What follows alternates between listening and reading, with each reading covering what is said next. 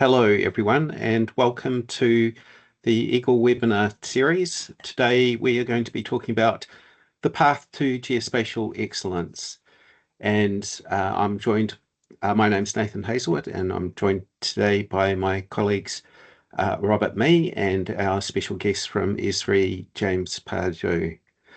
So just briefly uh, next slide, please, Jim.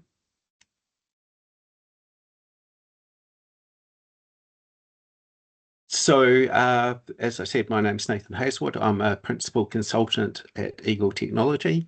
A lot of my role is around geospatial strategies, business analysis, and doing things like business cases to support our clients with their investments in GIS technology. I'll quickly hand you over to Robert to give you a quick introduction. Yeah, hi everyone. So my name is Robert Mee. I'm a GIS consultant at Eagle Technology in the business consulting team. So I work closely with Nathan. We do a lot of work in strategic consulting, governance, enterprise level strategies. My specialties are in the emerging technologies, drones, precision agriculture, and emergency management space. Do a lot of extreme sports for my hobbies, as you can see on screen. And I thought I'd tie my fun fact to that. Whereas, despite all of the injuries I've gotten over the years, I've never actually broken a bone. And I'll hand it over to you, Jim. I've broken lots of bones, Rob. Yes, I know. That makes two of us, Nathan. Yeah. Thanks, Robert. Jim Pardew. I'm with Esri. I work out of our Washington D.C. regional office, and I've been with Esri about 6 years. And you can see that I work in the strategy consulting domain, and just been in GIS basically about 35, 36 years. Done a lot of things, worked a lot of different places. And when I do have some free times, I like cooking, particularly cooking outdoors, gardening, and just reading up on military history. And just a little fun fact about me, I just kind of lived all over the world and all over the U.S. and spent about 22 years living outside of the U.S. So that is me. All right, we ready to get started, guys? It sounds good, Jim. Fire away. All right. Well, it's a pleasure to have the opportunity to meet all of you today. Esri has traditionally always focused on the technology of GIS, but we're now recognizing the importance of providing assistance across the many other factors that give assurance of an excellent geospatial practice, right? And so we created the path to geospatial excellence as a guidepost, or think of it as an azimuth check on your compass while you're on your enterprise journey. So we've learned from our most successful customers that taking a programmatic approach to how you holistically manage GIS in your organization requires a change in how one thinks and operates, right? So you must develop the ability to think strategically. And to think strategically requires one to train themselves and put this into practice daily.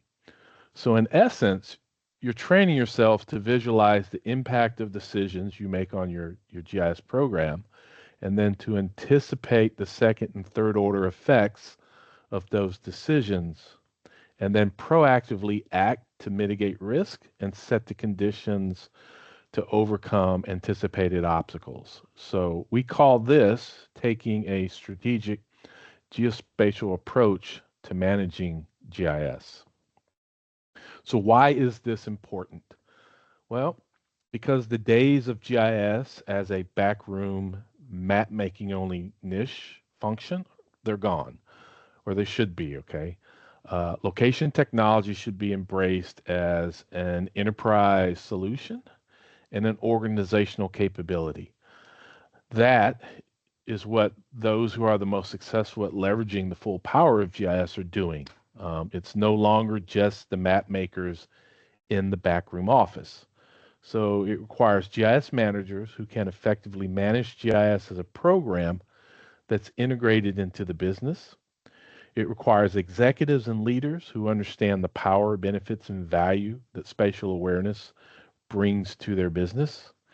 And it requires that we take a new approach on how we train staff and prepare the next generation of GIS professionals and emerging leaders.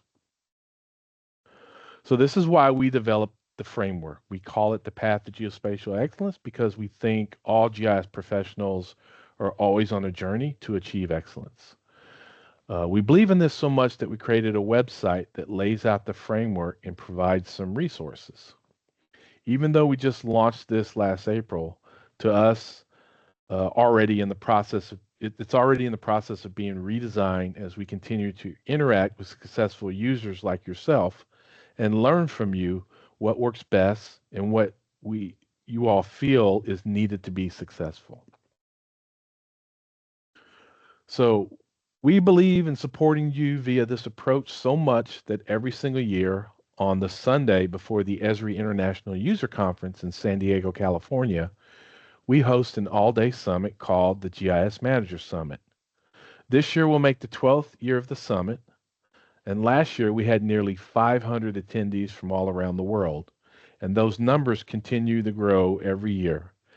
About 80% of the topics are user suggested, and users are the ones on stage presenting or discussing. So your peers are the ones that you would be hearing from.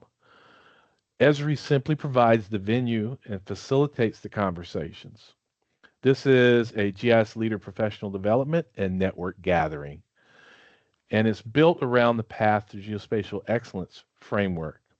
In fact, we were very fortunate last year that Nathan here was able to attend as a presenter and that we have such a good working relationship with Eagle Technology in the strategy domain.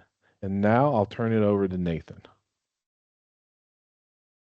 Great, thanks, Jim. And just a fun photo from last year's user conference. Here we have Jim actually by the Geospatial Excellence pathway wall that Esri had up, just to give you a bit of an indication of how significant Esri feels about what we're talking about today.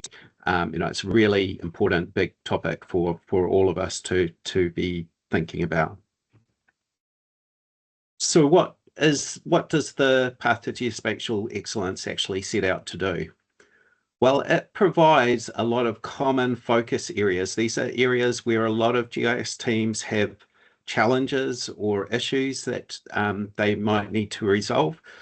So it can be like a checklist of the things to be considering when you are setting up a GIS strategy, or when you are dealing with geospatial governance, or just as part of your leadership of GIS teams.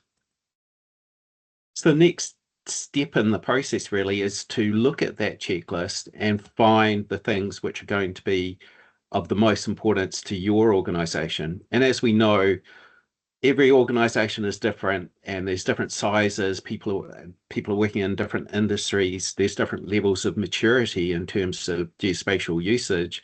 So, what is right for one organization isn't right for the next organization. And the priorities for the first organization are going to be different to the second organization. So you and your organization really need to understand, what are the priorities which your organization needs to be looking at. So by having a checklist, it kind of helps with doing that. And then perhaps the most important thing is having, looking at where challenges and opportunities are is great, but what are you actually going to do about it? So what we've been doing is collating a lot of tools and approaches and best practices so that if you identify that you've got a particular issue or challenge in one area, then we can match the tools to help you to resolve those challenges. So this is important that this is related to the system side of things, but as James said at the start, Esri has traditionally focused on the technology and maybe to some extent the data, but really there hasn't been in the past enough emphasis on the top half of this diagram around the business. And so that's really what we're going to be talking about today. So I know Jim loves this picture and he uses it all the time.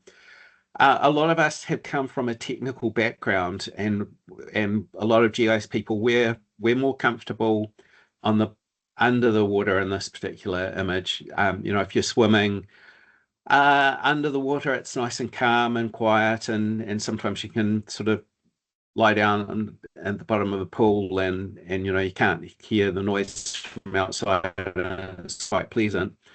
Whereas on the top half of above the water, that's where there's a lot of chaos and splashing and noise and all of that kind of thing.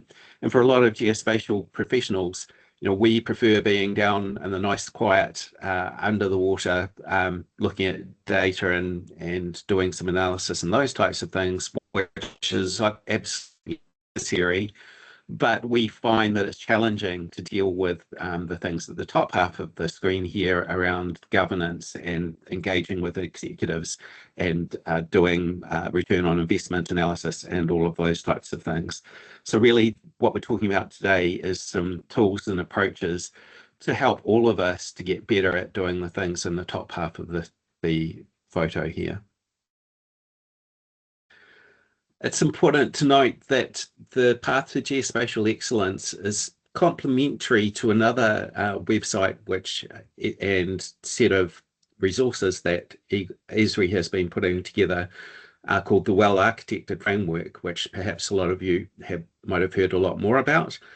So really these two sets of resources are complementary, and they're kind of two halves to the same coin.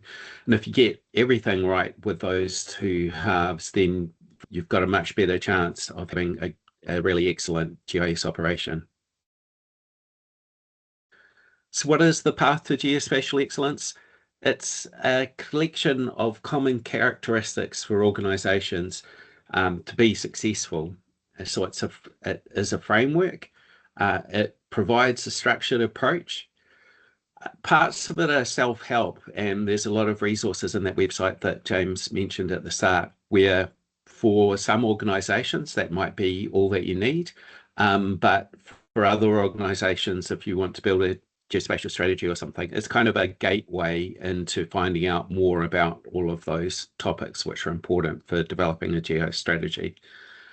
It's also providing best practices and concepts which you can take away and apply either in your everyday GIS operation, or if you want to do things around strategic planning, then that's when it's really invaluable. So I'm going to pass you over to Rob now, and he's going to take you into the next section. Cool. Thanks, Nathan. I'm just going to take over control and move on to the next slide.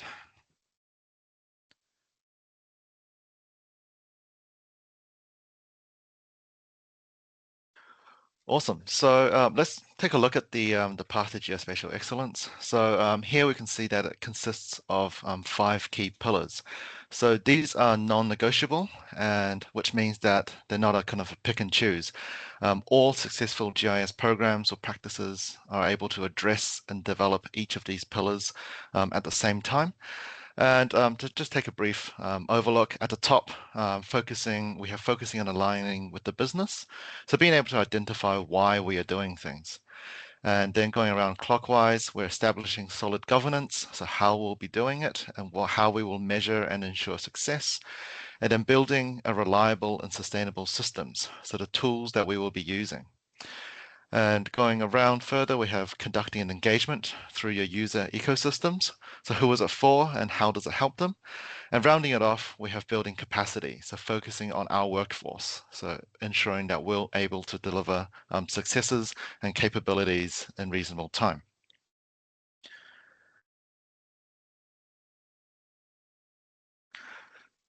Oh, I've gone back, sorry. I'll just go forward again.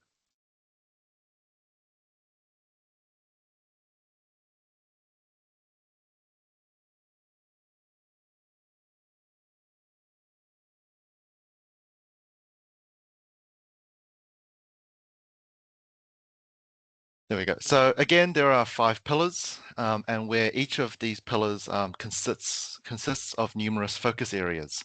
The focus areas are combined within the Pillars of Excellence framework.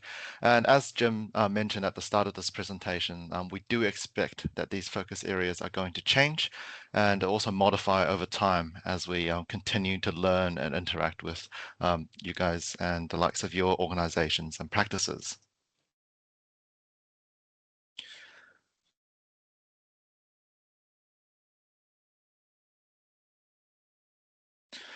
Now, to better align our program and measure our performance, we can break down the pillars and focus on the areas within them. So key characteristics that you can see on screen serves as commonalities to how our own organization operates. And at a high level, these can enable us to start asking ourselves some of the questions and can serve as a starting point to be able to look within our own capabilities and start to measure our performance.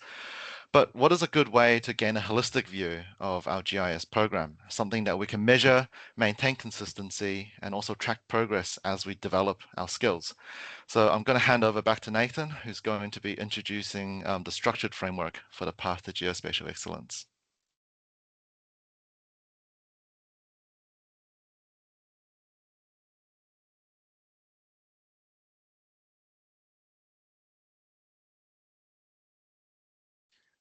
Nathan, you're muted. Every time, sorry, everyone. So as Rob has outlined, this is the structured framework, and Rob mentioned those 5 key pillars, which are at the top of this particular version of the diagram. And then you can see the sub pillars, or the focus areas, as we call them, which sit under those primary pillars. So this is a dashboard kind of view, which we have been using with some clients to give them ratings of how well, based on feedback from workshops or surveys, where they sit in terms of their rating against all of these categories. And as James mentioned at the start, these categories have been derived from a lot of experience working with a lot of successful clients with GIS distributors around the world. So these are the key areas that we need to focus on in order to have a really excellent GIS operation. So let's take a little bit of a deeper dive and look at just one of these areas. If we're thinking about policies and standards, some of the tools, the things which we are essentially fitting under each of the boxes on that particular framework, we're collating a lot of tools to identify the maturity levels and challenges within particular organizations. So we have a database of questions that we can use to put into Survey 123 forms to gather information from the user community. We also have checklists which can be used to go into a bit more detail than the framework and drill down into the considerations which are important for that particular topic. We also have libraries of resources such as articles, white papers, and existing standards, etc., which can be used if there's a problem in one of these particular focus areas. And increasingly, we're working on training options too, and this is not the typical traditional Esri technical training about how to use a particular app. This is around training in management theory and strategic development and business analysis and all of those types of topics. And then lastly, we have tactics for ensuring the success. That if you've got a particular issue with with a particular focus area, then by having appropriate tactics to ensure success, that's another set of tools which we have been collating against all of the focus areas in that framework. So a lot of these resources are actually available within the website, which Jim mentioned at the start. And as Rob's mentioned, Esri and the Esri distributors are going to continue to augment and add to that website with a lot of resources that you can use. There are some other resources which are intellectual property, and so we use those as part of consultancy if you want to develop a geo strategy with us, for example. So really, you need to decide whether you want to use these resources as a DIY fashion, or alternatively, if you want to get assistance from someone like Esri or Eagle. So just to take that previous slide a bit further and coming back to one of the earlier points I raised around, what are the common areas of which we need to focus on and what are we going to do about it? This is how these things map to that particular concept. So the focus areas, this is one of the checklists of where are the likely areas of challenges or opportunities to focus on. The checklists and maturity assessments, that's to how we can identify what's important to your particular organization. And then lastly, what are we going to do about it? What are some of the tools and resources which can be used to aid with improving the situation with those things? So let's just delve a little bit further and talk about policies and standards. So with all of the typical workflows that we have as in GIS, those are some of the, at a very high level, those are some of the things in the middle of the screen there. And some of the things which we need to deal with in terms of policies and standards and governance is who should be permitted to do these things, under what circumstances, and how are risks around doing these things going to be mitigated. So we need to think about what guardrails or constraints are applicable for each of those activities and in what circumstances. So, and the other types of questions is who should have govern or manage the decisions around these types of activities. So looking at the questions which you need to answer in order to make those decisions. So, for example, you have a user who wants to publish a new web app, and they've generated some data, and so you need to look at these particular questions and say, okay, the first things to consider is who is going to have access to this web app. Is it going out to the general public? Is it just internally within your organization? Is it just internal to this particular one team? The next question is who owns the data which is going to be used in that application? Is any of the data sensitive? Has some of the data come from external sources? Maybe it's licensed data and you can't actually publish it externally. Which best practices should be followed? Is there cartographic standards, for example, which need to be implemented?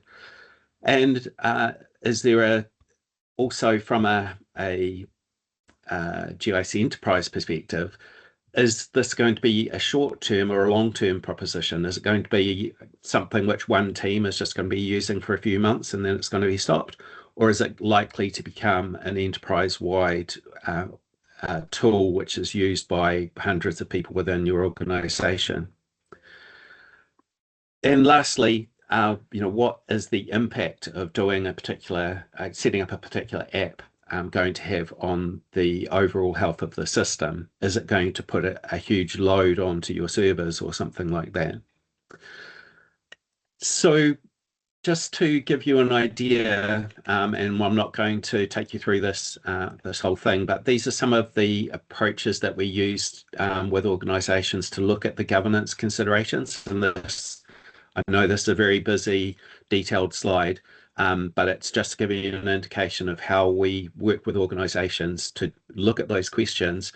The column on the left-hand side there is looking at who's going to have access to this new app or this new data which somebody has created, and then looking at those questions and working out, do strict policies need to be put in place and followed, or are they not relevant in this particular case? So these are some of the governance approaches and tools which we've been working on, which kind of sit under that overall framework.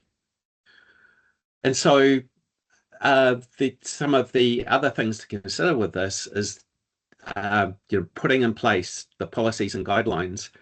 And this is a list of all of the key policy and guidelines documents which you should have in place for a GIS practice. So again, this is another checklist which sort of sits under that framework, where if you look at this list, in most organizations, you've probably got 80 or 90% of these documents in place already, and maybe some of them are at the IT team level, but others might be at the GIS team level. And the important thing here is if you've got any gaps, then having a checklist like this can be useful to determining where there's potentially areas of policy that you haven't covered.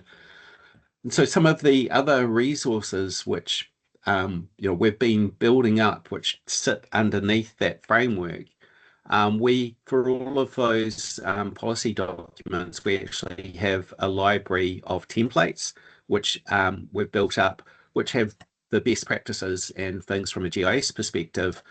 And so these are the kinds of templates that can be used if you've got gaps in your policy list.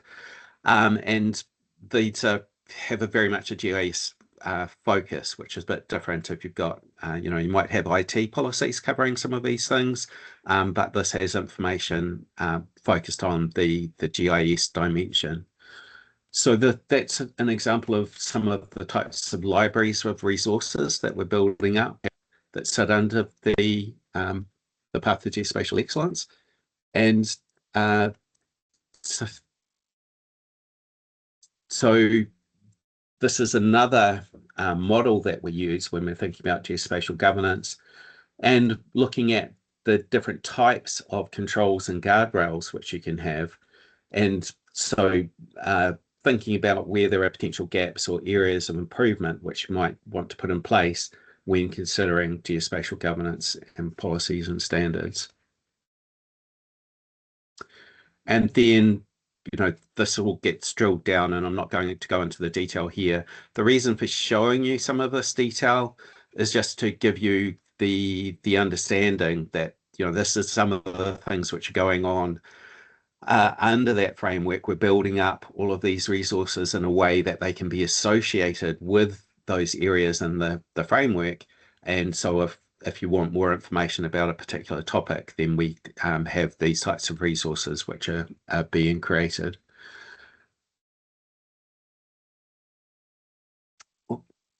So just coming back to the framework again, and we'll just take a look at another one of these areas just to show you some of the detail. So if we look at something like investment in ROI, this is a common challenge for a lot of GIS teams and a lot of GIS managers. We, being GIS people, a lot of us have come from a technical background, and we're not always comfortable talking with executives about things like return on investment. And it's quite a challenging topic when it comes to justifying the budgets for GIS, because we don't have a lot of tangible outcomes in a lot of cases. It's not like we are selling products to the public a lot of the time. So what approaches are there that we can take to create business cases or project justifications that are going to ensure that we get the level of investment from executives? So again, under that box, these are some of the types of best practices and resources that we've been collating and creating. So, looking at the different types of benefits which are available to which GIS can generate, and they're not always about money. The reducing risk to personnel or making better decisions and providing more capabilities or more services to the public. There's lots of other benefits that you can have. It's not always just about money. And so these are some of the frameworks and tools that we've developed which sit under that box. And we haven't got time in this session today to go into the detail of all of these things, but hopefully I'm hopefully getting across the sense that that structured framework is kind of a gateway, as I said, into a whole lot of other useful resources. So this is the benefits framework, which we've developed at Eagle, which looks at essentially another checklist of things to consider in terms of what the benefits of geospatial technology are. And so, increasing stakeholder engagement, risk management, uh, having more efficiency in field operations. There's a lot of uh, things to consider here. And, some of the reasons for having these checklists is sometimes it's hard to remember or think about all of these items on this list. So, having resources like this available can just help you to recognize when there are these types of benefits. And Rob's going to show you some examples in a minute of how we've taken these types of approaches and put them into practice with some clients. So I'm going to hand over to you now, Rob.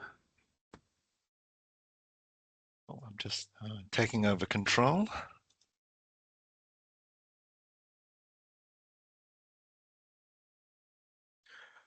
All right, so last year, working together with Auckland Council, we were able to conduct one of the largest utilization and benefits of GIS studies in the world.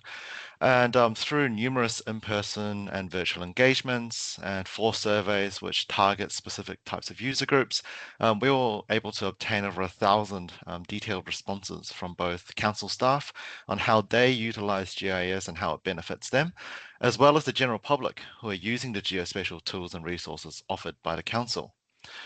The results were immensely positive.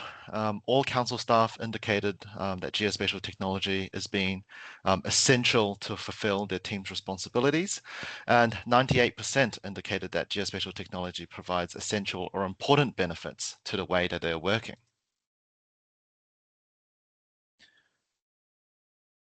And so the Local Government Act and the Resource Management Act are the 2 national legislations which probably controls a significant portion of how our councils operate. And from our benefits study, 90% of council staff said that geospatial tools are at least important to meeting their Local Government Act responsibilities, and a whopping 70% said that it was essential to meeting their Resource Management Act responsibilities.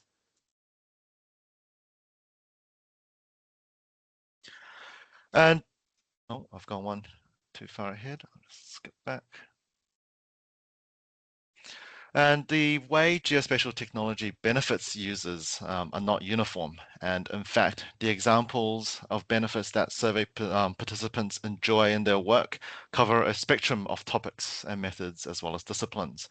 And here we can see that geospatial technology provides good coverage of benefits in which both for a local government context, but also applicable to all organizations, and are areas of which are on the lookout that we should be on the lookout for consistent improvement.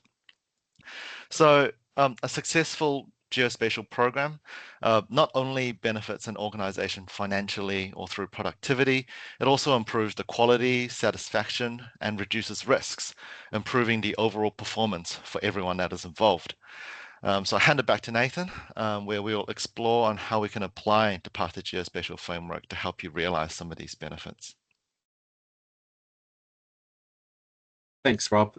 So this was a really interesting study that we're talking about here with Auckland Council, and there were some surprises even for I think the geospatial team and myself. And despite the fact I've been working in GIS for about 30 years now, some of the areas that some of the user community were doing things which had a benefit in terms of risks was really interesting, particularly in the emergency management space and reducing the risk to life or the risk to property damage and those types of things was quite interesting. And it wasn't just the emergency management teams which were finding these benefits. It was also people like the utilities workers in the stormwater area, or people in the parks divisions who were having field crews out there and having good information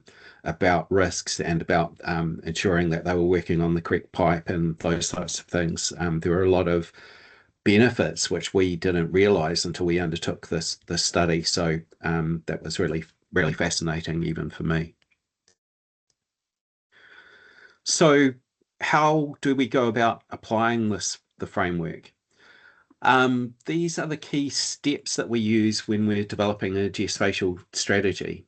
And I'm not going to sort of take you through this diagram a step at a time, because in the next slides, we're going to look at these items one at a time.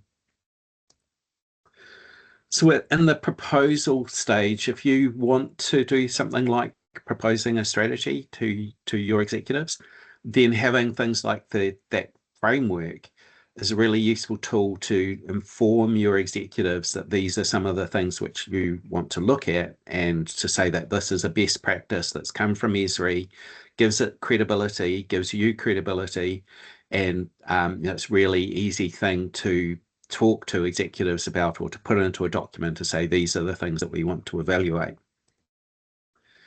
It's also really useful in terms of planning. So looking at the areas that you think early on in the process are going to be your key areas of focus.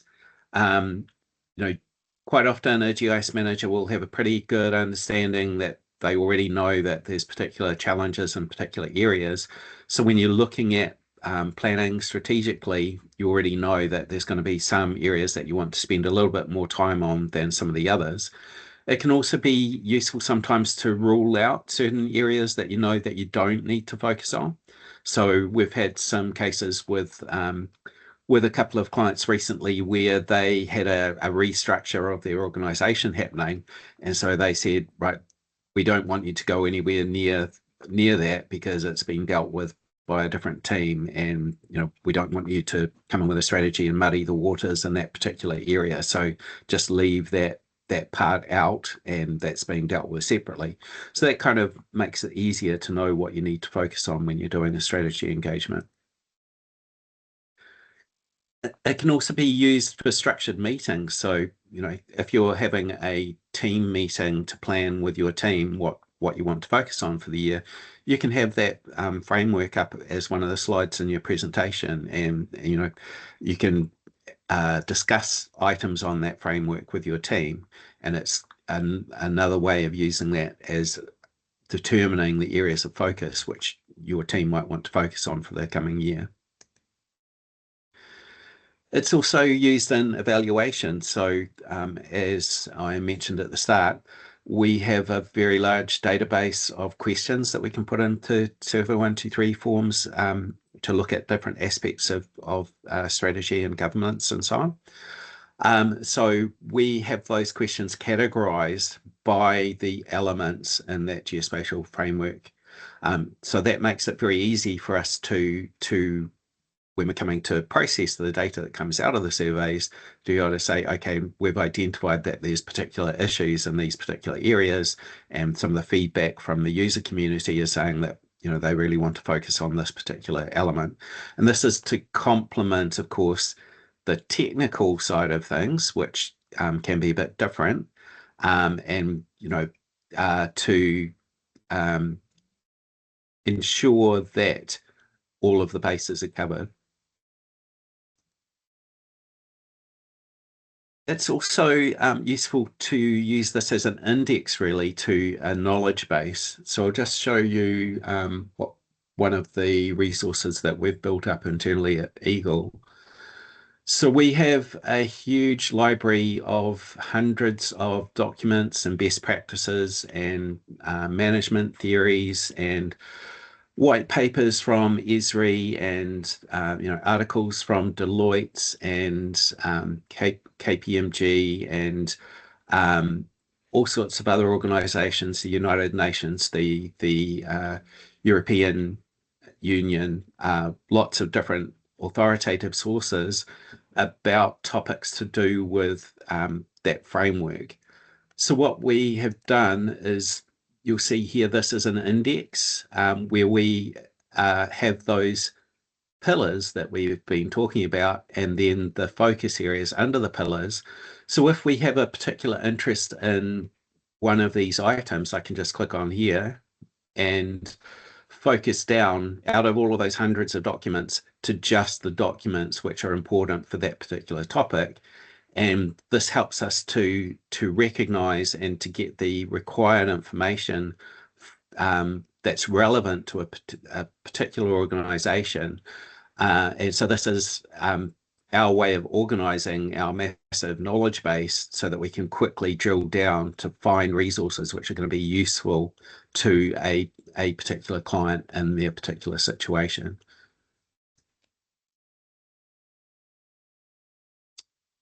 And another way to use the framework is actually in the structure of the strategy document itself. So quite often we essentially use these sub-elements here, the focus areas, as headings and subheadings within a strategy document itself. And because we've been collecting a lot of that information under those focus areas, makes it very easy to pull all of that information together into the right areas. So if you're looking to write a strategy document yourself, then that's another thing to consider, is just it helps to structure your thoughts around how to do that. It's also useful with governance. So it can be a checklist again for governance.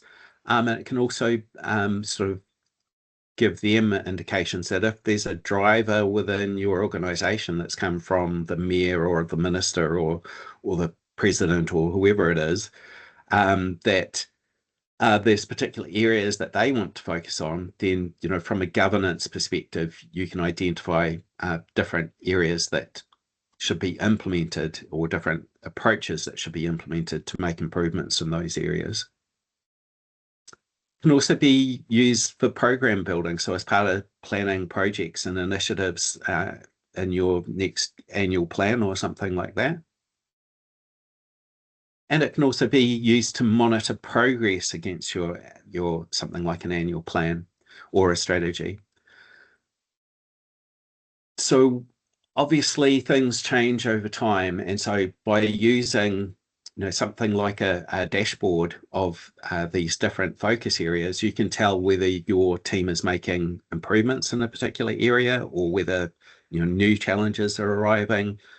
Maybe some of your personnel might have resigned or something like that. So this is always changing, it's always adapting, and as James said at the start, Esri is going to continue to add more resources as time goes on to try and assist with all of these focus areas. It's also useful for training and communicating. So building awareness and expertise across all of these pillars. So some of the other things which we've been doing at Eagle is to actually take each one of those sub-elements, the focus areas, and to set up a training resource for all of them. And so when we have information that is specific to something like value and alignment or building capabilities, we've got a PowerPoint deck with all of the training materials and all of the best practices and so on sort of inserted into that. So internally, we've been running some of our own training courses on some of these topics. And that's something that we're looking at how we can potentially make some of that available, or use that in training courses or at conferences with externally. So watch the space on that one. And it also can be used, so this is one of the outputs, another output from some of the work that we've done using some of the concepts behind the framework. So this is around prioritization going into a strategy. So this is an example from Rangitikei District Council, whereby using some of the prioritization tools that we fit in under the framework, we can look at their activities and projects which they wanted to do, and put that into this kind of format, which helps to plan what the priorities for that organisation should be. So that is everything which we had in the presentation, there is a Q&A box, and Kate's already asked a question there. Yes, we will be making a recording of this session available. If there are any other questions, please feel free to put them into the Q&A box there, and we will take a look at your questions in a minute. But we will be sending out an email with some links after this. So, if you have any questions that you come up with after the session, or if you'd like to talk more about any of the topics which we've raised today, we'll be sending out an email where you can reply to that. So I will just finally hand you back over to Jim to give us a bit of a summary of what did you think about all of those topics there, Jim? Thanks, Nathan. Appreciate it. So in summary, as we move forward, we challenge everyone to start embracing your GIS investment as an organizational enterprise capability, a capability that's built on a strong foundation and that reinforces the interplay between the 5 pillars that you see listed on the screen there in the second paragraph there, right? And those are business alignment, establishing governance, building systems that integrate with each other, engaging throughout your entire organizational structure, and building capacity through workforce development and creating capabilities that support core organizational functions. And with that, I'd just like to thank you so much for your time and attention. And Nathan, I'm going to turn it back over to you. Great. Thanks, Jim. Looks like we don't have any questions. So there is one in the Publish tab, Nathan. Another one from Kate. Right. Okay. So there's a question from Kate from NEMA.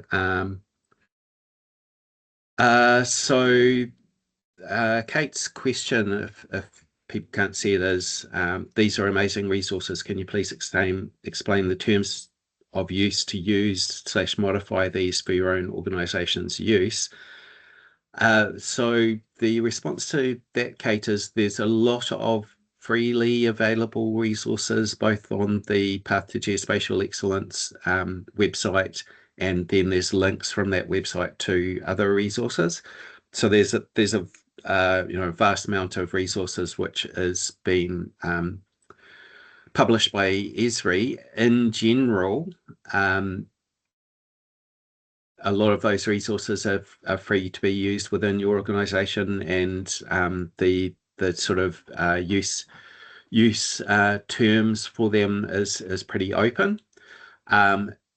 But there's a variety of resources which we've spoken about today, and some of the resources, particularly the ones which are linked to from that central website, there might be different terms and conditions on if there's a link from the Esri website to something on the Eagle website or something on the Esri Canada website. It would probably be on a case-by-case basis that there might be some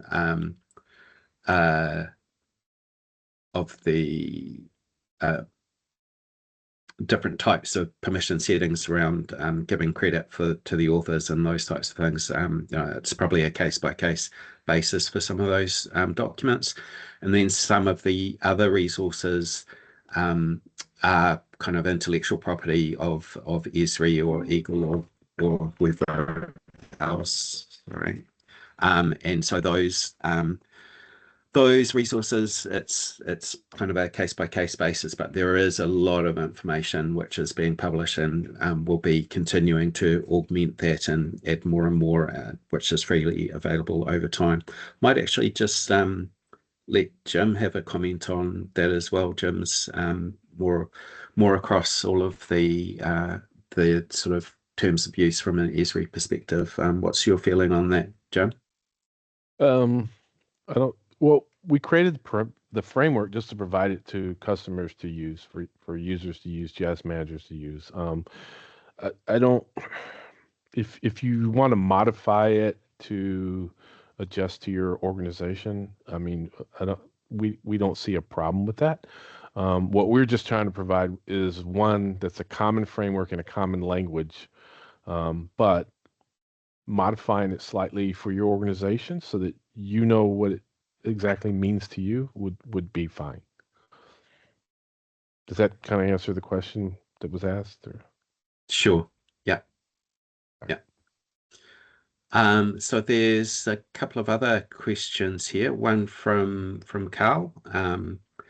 And so Carl's question is there a is there a list of questions that we can work through to get the traffic light dashboard as we measure maturity in each of the pillars?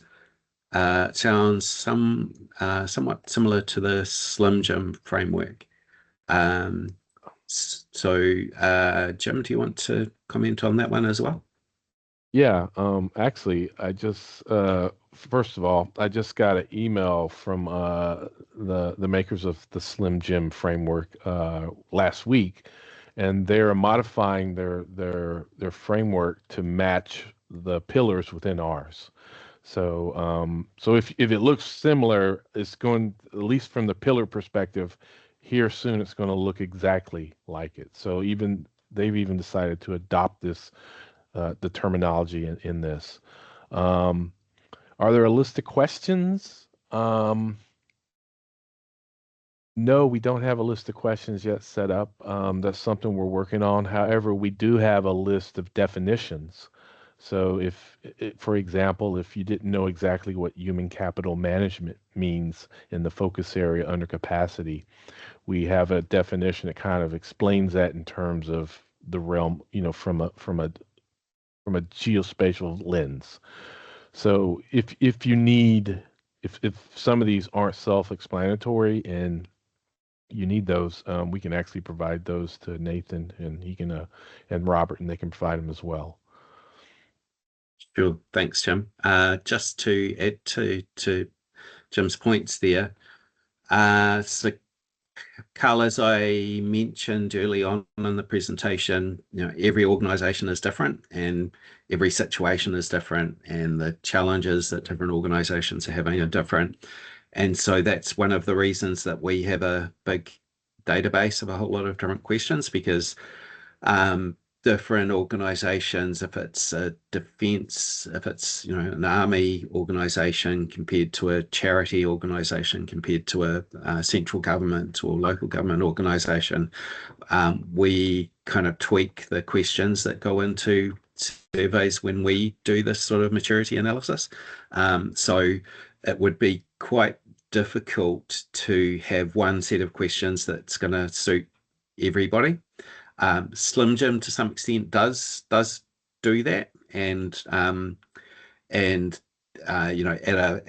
quite a high level, Slim Jim's quite a good set of questions for doing that, and as it's tweaked to become more aligned with this framework, I think it's going to get better if you just want to quite a high level basic kind of strategy, then potentially that's a tool to use in that situation. But if you want something that's a little bit more going into a little bit more detail or a little bit more tuned to your particular organization, then that's when tweaking that question set a bit, or adding in having a larger set of questions to select from becomes useful. So hopefully that's answered your question.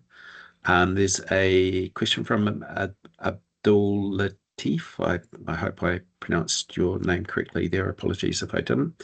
And so the question here is, what's suggestions for how to articulate the risks of not developing or adopting a geospatial strategy when you're having conversations with executives? So, Jim, again, do you want to have a comment on that?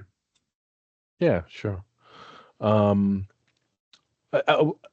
I guess the first piece of advice that I would use is if you're going to talk to executives about this, adjust the language to the executive that you're talking to, right? And so, what do I mean by that? Well, let's take a look at a corporation. A corporation may have their CEO, right? Then they may have a chief operating officer, a chief financial officer, a chief information officer, and a chief technology officer. That's just to name a few. I've seen chief data officers, chief strategy officers as well. But my point here is whoever you're talking to, as you talk about the risk or the benefits or the value, you need to put it in terms that resonate with them, that hit home with them, right?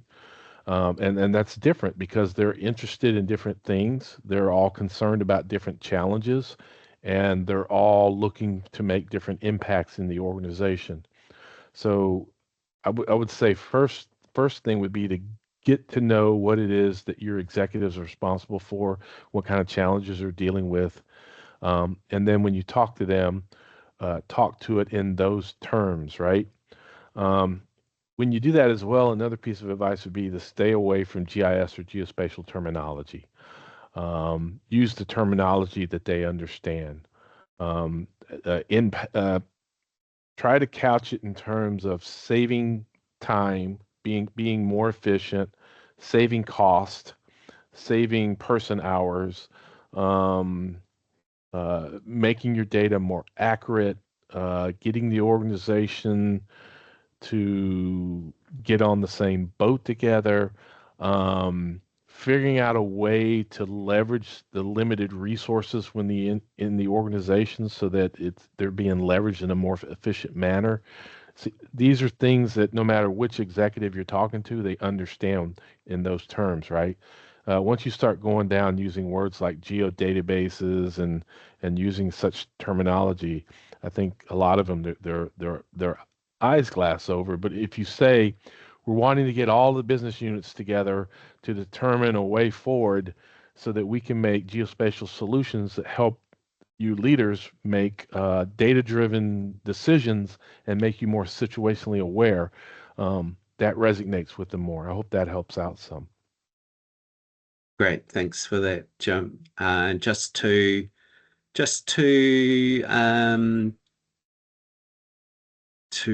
extend what Jim has been saying, it's actually a great question, Abdul, because it gives me a chance to talk about the actual Path to Geospatial Excellence website.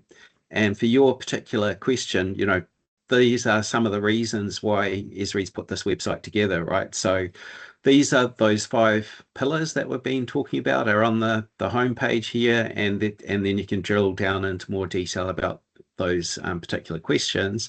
And so in terms of looking at how to engage with executives to talk about why it's necessary to have a strategy, there's something for that on the website. So, click into this business tab here, and there's a bit of information on the web page itself about what this is about. But down the bottom here, there's a link. These links are, and talking about all the resources that we're gathering and making them available. This is a great example of why organizations need a geospatial strategy. So here's a resource here within the Path website, which hopefully will give you some help on that. So, this is fantastic resource from our colleagues at Esri Canada. And so, hope this document here should be useful for you to answer that particular question. So hopefully you can go away and take a look around in the website. And again, these resources are going to be continued to be added to. And then if you want additional assistance, or if there's, if you need more information on a particular topic, then reach out to someone at Esri or one of the distributors to help you. Okay, so we've seem to be not a question from Leela, just saying excellent work, team. So thanks again, Jim, for spending some time to come and speak with us today. And I think that's all of the questions that I can see in the chat there. So hopefully we've given you some things to think about today and some resources to go and take a look at, and go and take a look around in the Geospatial Excellence, or sorry, the Path to Geospatial Excellence website as a starting point. See whether for your particular organization that answers all of the things that you need for now, or if you have more questions, or if you want to go a bit deeper or do something in a bit more depth, then reach out to one of us or speak to your local Esri distributor where you are. And thank you so much for attending today. It was a pleasure to talk to you all, and wonderful to have our friend from Esri, Jim, joining Rob and I today. So hope you enjoyed it and enjoyed the rest of your day or night wherever you are. And we'll see you next time. Thanks, everyone. Thank you, Thank you very everyone. much.